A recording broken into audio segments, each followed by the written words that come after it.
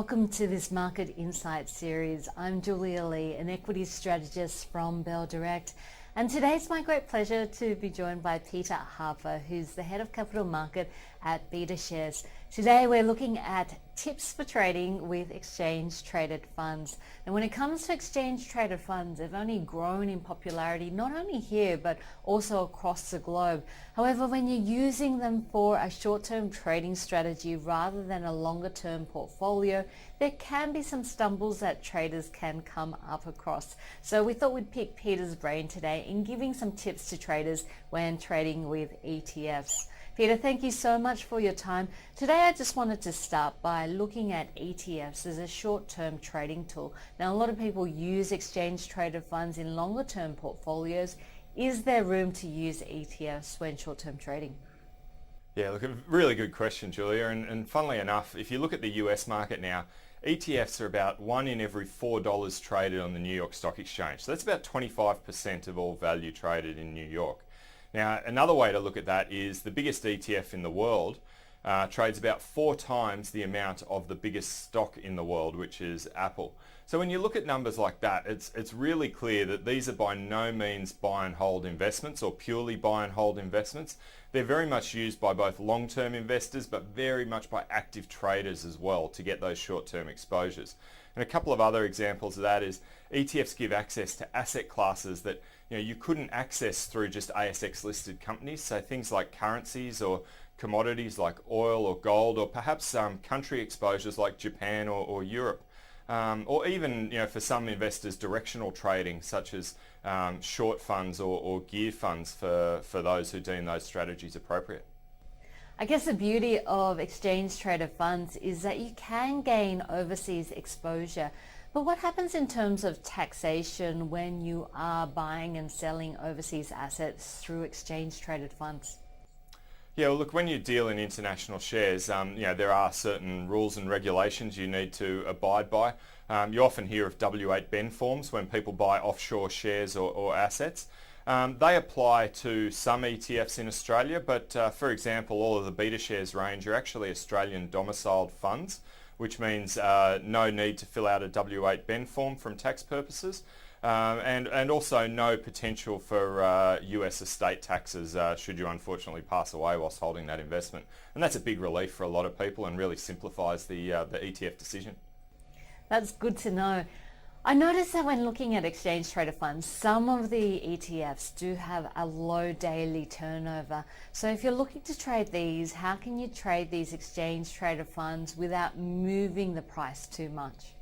Yeah, look, this is a really common question. It's one of the biggest misconceptions about ETFs, that the average daily volume is indicative of the liquidity of the ETF, because it's absolutely not.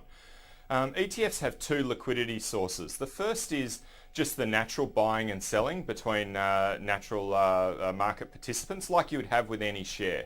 And let's assume in this example that turnover for a particular ETF was $100,000 a day. That would mean you could do at least $100,000 worth of turnover there. The other example is what's called the primary market liquidity, and that is where an ETF can source liquidity from its underlying asset constituents. So if it was an ETF over just one stock, so let's call it the CBA ETF for want of a better term, the liquidity of that ETF would have to equal the liquidity of underlying CBA shares, because if there wasn't enough on-market turnover, the market makers could simply go and buy more CBA shares on the ASX and use those to create new ETF units, which they could deliver to you, the buyer.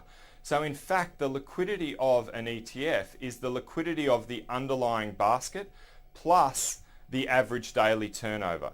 So the average daily turnover is really better thought of as the amount by which the liquidity of the ETF exceeds the liquidity of the underlying asset, such as just a simple share if that was its only holding. So there seems to be plenty of liquidity in ETF, and it's just up to traders to access it in the right way. So I guess my next question is, what is INAV and why is it so important? Yeah, it's really important to look at the INAV of an ETF before you trade. INAVs are available on all of the issuers' websites, and the INAV stands for the indicative net asset value. So that's updated normally every 15 seconds to reflect the live value of that ETF based on the value of the underlying constituents in the live market. So it's a really great way to know what the approximate fair value of that ETF is. And then anyone trading an ETF should really be checking that fair value to the bid and the offer in the screen to make sure that they're getting fair pricing for what they're about to buy or sell. And are there good times to trade or better times to trade, or certain times of the day that you should avoid using exchange traded funds? Yeah, it's a really good question, Julia. And it's one of the things I'd really emphasize to people is that ETFs open and close in line with the market. So you'll see the ETFs generally open at 10 a.m. in the morning and then close at 4:10 p.m. when the closing auction finishes. That said, I would probably encourage people to try and steer clear of trading in those match periods of the market between 4 p.m. and 4:10 p.m. and between 10 a.m. and 10:10 a.m. The main reason for that is that market makers find it more difficult to price the ETF during those periods because not all of the underlying stocks are open and trading. They're trying to price based on a match price which can move around all the time. As such, they may not have their best spread available in the market, or they may not actually be in the market at all during those match periods of the market. And that means that an investor putting in a market order could potentially end up trading with another market participant who's put an order in quite a way away from fair value. So it's always safer to try and trade during the main open period of the market between 10 past 10, probably even 10:15 and just prior to 4 p.m.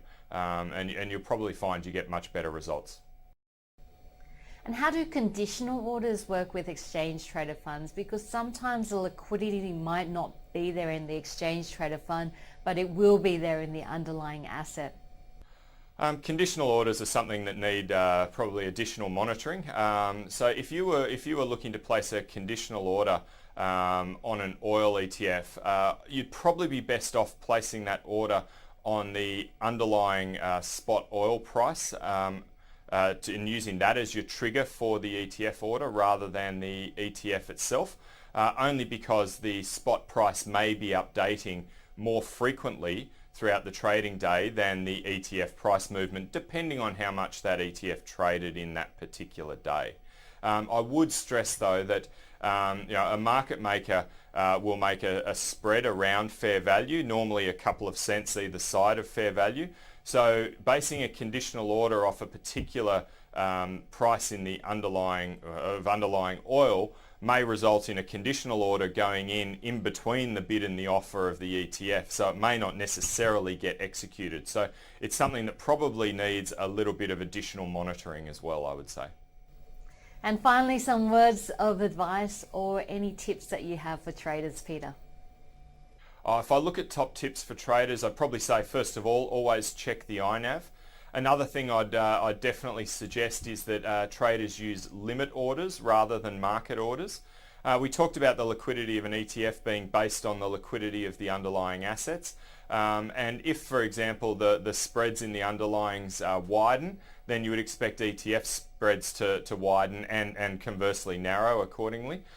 So if you use a market order, there's always the chance, whether it's a share or an ETF, that the market could move substantially between when you press the button to put the trade on and when that trade actually reaches the market. So the simplest way around that is using limit orders, so you know that you are setting a limit on the buy or sell price that you're comfortable achieving. Another one to probably think of would be just think about whether the markets are open that you're trying to trade. So for example, the Japanese equity market opens 2 hours after the Australian market. So a Japanese equity ETF will be open from 10 a.m, the Aussie time, trading time, but the market maker will be providing what's known as risk pricing because the underlying Japanese market is closed.